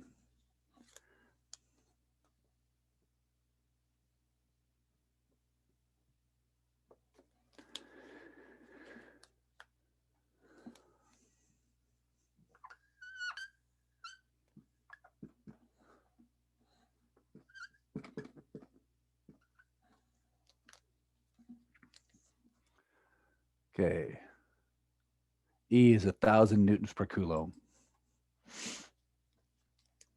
So remember, which way is the electric field going to point in here? Oh, whoops, let me get this. There we go.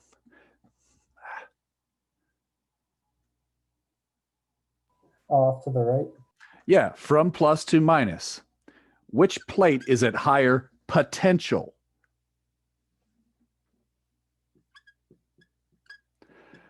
Which one, if you had to guess, which one of these plates do you think is at higher voltage, higher potential? Just take a guess. The left one. This one. Usually the positive plate is at a large positive number and the negative plate is at a large negative number for electric potential. But anyways, more on that. So I hope you agree that's the electric field here. All right. Now, inside of these parallel plates, if these are really big, does this number make sense? Should it be a constant from what we learned earlier today? Yeah. Yes. We learned earlier today that if you really have really large parallel plates, remember these two folders I was waving around? If you have really large parallel plates, in between them, the electric field is pretty much constant. Okay. Only at the very edges of the plates will it get messed up. Now we've got a plus charge in here with some charge Q. Okay. And then what are we trying to do? Determine the force on the particle. Give me an equation for getting the force. Which one should I use in this case?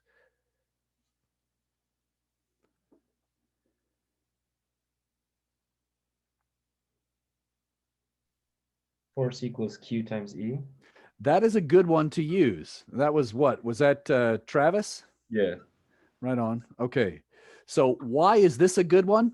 He could have tried to do this one, but this is only valid for 2-point charges. So we don't want to use that. In this particular problem, Q, do I know the size of Q? Proton. It says a proton. What's the value of Q?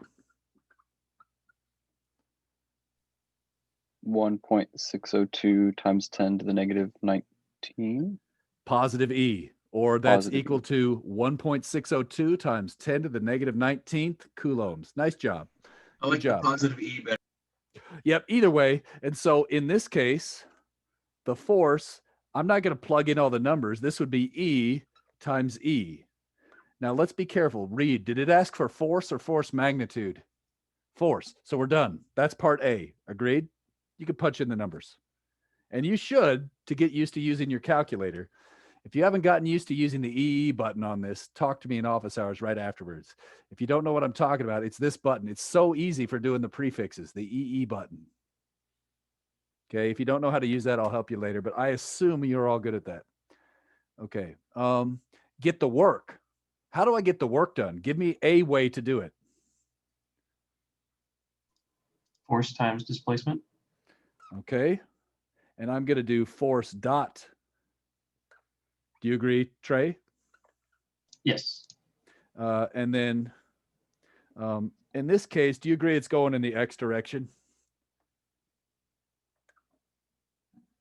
It starts here. It's a plus charge. Shouldn't it go straight that way? Which way do plus charges go? With the electric field or against? Somebody other than Trey. With it. It's Yeah. influenced by it. Yeah, and so that's why I wrote delta X here. So shouldn't that just be E dot delta X vector? In this case, shouldn't that be E D? Because the delta X is D in the I hat. This is E in the I hat. And so when you dot them, the I hats go away. That's it.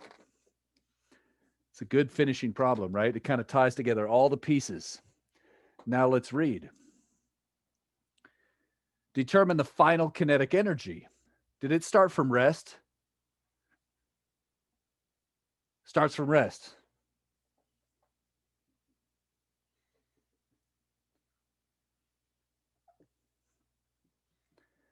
All right. What's my work energy? Oh, whoops. What's a good theorem we could use? Well, I just blew it. The change in kinetic energy is equal to the work net by all forces in the system, right? Well, in this case, Do I need to worry about the work done by gravity? Isn't gravity going to pull that proton down? Not a significant amount. Absolutely. That's a great answer. It will pull it down, but compared to the electric forces, it's nothing. All right. So remember, the mass of this proton is 10 to the minus 27 kilograms. So when you multiply that by G, mg is going to be 10 to the minus 26. Now, even though this is a small charge, that's still 10 billion times bigger. And then you're going to multiply it by an electric field, which is 10 to the 3. So we're looking at 1 trillion times more electric force than gravitational.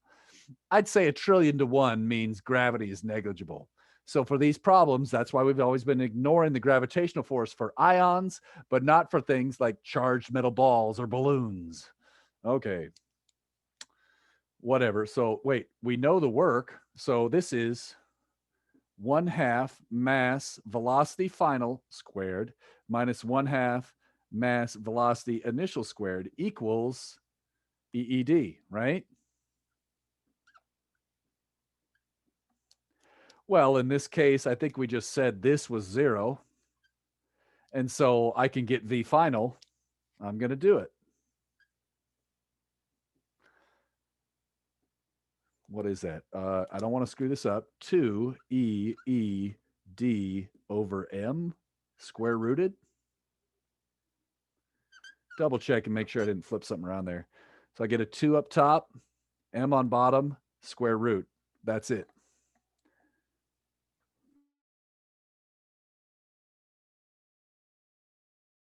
Or we can go. Did I just screw up something? Oh my gosh. My microphone cable's flying around here. I got to figure this out, but whatever. All right. What's the potential difference? Oh, whoops. Okay, I did all kinds of crap there. So I think I accidentally did parts C and D together. Do you agree? I kind of accidentally found the velocity before I found the kinetic energy. So this was the kinetic energy, and this was the velocity. So that was part D. The next part, I know you're tired, and I know you want to go. Let's do this part to tie it together, okay? Let's finish this one out. And if you got to go, take off. You got the live stream. You know it'll be the last few minutes of the live stream later. But I want to finish this just because it's the right thing to do. Potential difference between the plates. How do we get voltage out of this? So check this out. I know from experience the electric field for parallel plates is equal to the change in voltage over the distance between them. How do I know that? I wrote it on the damn equation sheet somewhere. I don't know where it is. Somewhere in here. I can't read it backwards. Right there. Okay. Well, I know this and this. This relationship is used all the time. The relationship between E and the voltage. If you're wondering how you could get a certain voltage in a lab, or sorry, a certain electric field, this is how you do it. Normally what you do is you know your plate spacing, you apply enough voltage to get this electric field, and that's how you do it. If you exceed, what is it? Something like 3 times 10 to the 6th or 3 times 10 to the 5th, I forget, volts per meter, you get a spark, and then it doesn't work anymore. All right. So anyways, that's breakdown voltage. So delta V is equal to ED. So sometimes you're going to hear me say V equals ed. I say that a lot. V equals ed. So that's the relationship between parallel plates. This is only valid for parallel plates. There you go. So that was part E. And I think the rest is pretty straightforward.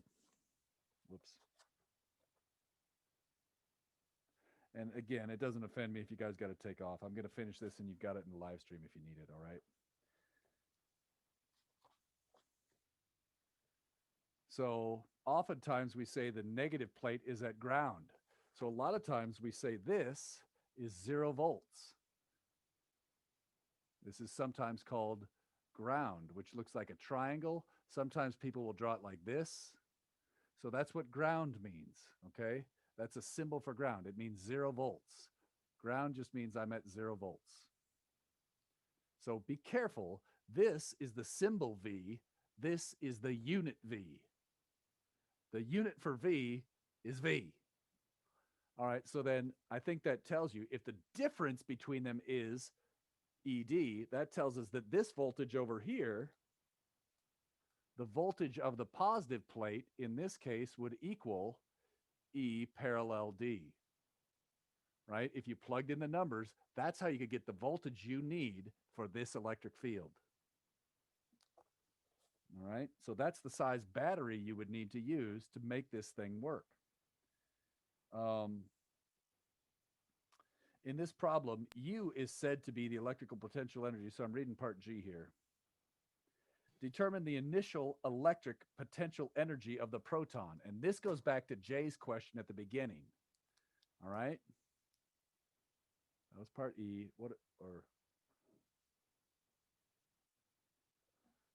And so this was part F right here. So part G, U initial is the initial potential energy. That's the charge times the initial value of voltage. Well, in this case, because it's sitting over here, the initial value of the voltage is E parallel D. So this is how you can relate potential energy to voltage at one spot in space. And that was what Jay asked about earlier. This is how you use that equation.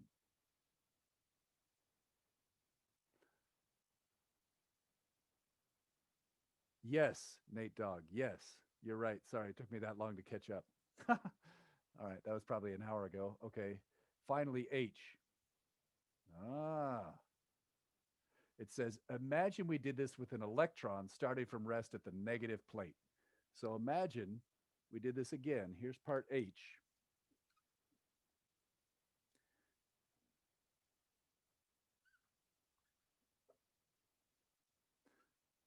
We're going to keep the plates exactly the same.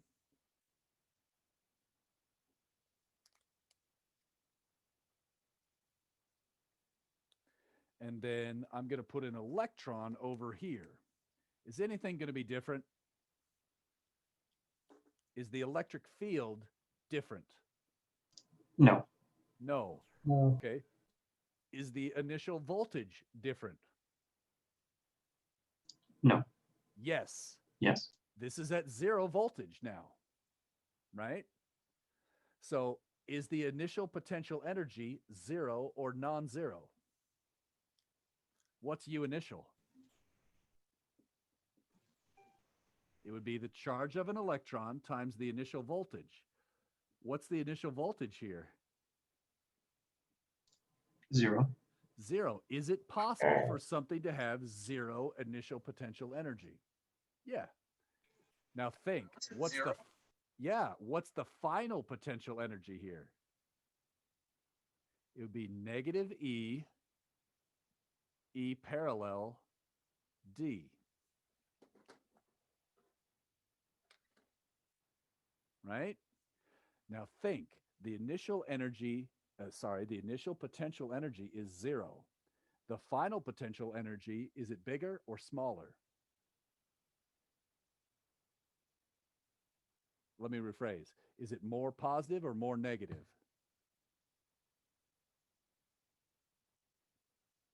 Yeah, smaller or more negative. Good.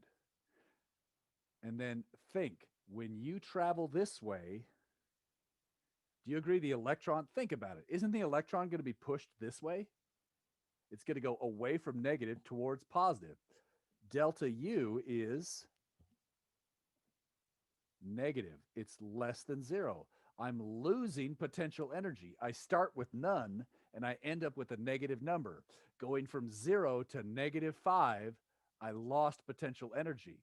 If you lose potential energy, what's true about the change in kinetic energy? It's increased. It's increased. So this is very weird. So now the electric field's the same. Is the charge magnitude the same? Yeah. Yes. So what do you expect should be true about the velocity at the end? Should also match. Should it be the same as the previous case, but in a different direction? Let me rephrase. What should be true about the speed? Because velocity is tricky, right? Because it's going to change direction. What should be true about the speed at the end? Do you think it's the same or different? No. Different. It weighs 2,000 times less, right? Take the square root of 1800, it's that much bigger. Think about it, because the kinetic energy has got a mass in it. Is the mass of the electron the same as the mass of a proton? No. No frickin' way. So just because the kinetic energy is the same, well, when your mass gets about 2,000 times smaller, your velocity is going to get, what is that? About the square root of a bunch of number crap bigger. Square root of 1,800 times bigger. So when you do this all over, some things change, some things don't. The electric field doesn't change, but the electric potential initial does. The kinetic energy change is the same, but the velocity change is different. The potential energy change is the same. Even though you went from 0 to this, that's exactly the same as going from that to there for the proton, right? So let me scroll up. For the proton, we see you went from from EED down to 0. Well, okay, that's a change of negative EED. Down in this one, we're going to go from 0 to negative EED. It's the same amount of change. So some things are the same and some things are different. This is a great problem, even though it's super easy to actually go through and kind of get a feel for what's the same and what's different for protons and electrons. So I would recommend maybe even doing that one more time without me. Finally, I'm going to stop the live stream.